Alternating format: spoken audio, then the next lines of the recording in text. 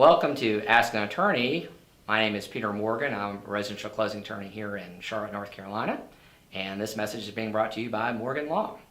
Today I'm going to be talking about purchase contracts for real property, and specifically in the context where there are not real estate brokers involved. Now, I work with real estate brokers all the time. I think they're very valuable, and I would never advise somebody to proceed without getting the advice of a good broker if they have that opportunity. However, I do understand that there may be transactions where, for whatever reason, no brokers are involved, and I'm often asked, can I close such a transaction? And the answer is yes. And I'm also asked, can I draw up a purchase contract, or should I get a lawyer to draw up a purchase contract for me? And the answer again is yes.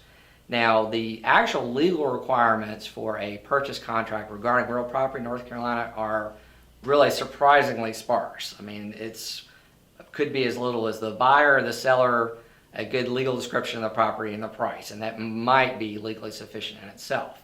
However, that does not make it a good idea.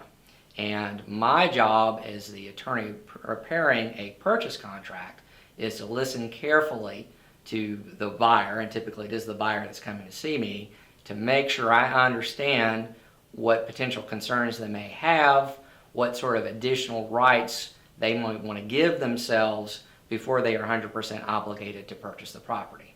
So to give one very basic example, does my client want the right to inspect the property and potentially have the right to back out of the contract without penalty in the event they discover something about the property condition that they don't like? That's a really fundamental, basic, important consideration. When you have a standard, what we call kind of a realtor form contract, it's in there. It's always in there.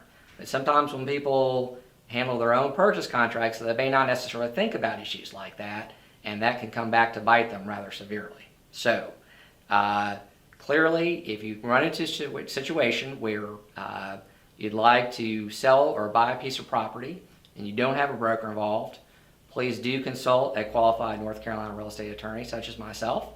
I'd be glad to speak to you about that and make sure that you are protected, whether you're a buyer or seller, to the extent we fully can, and hopefully result in a smooth transaction for you. Again, I'm Peter Morgan, and I look forward to speaking to you again soon.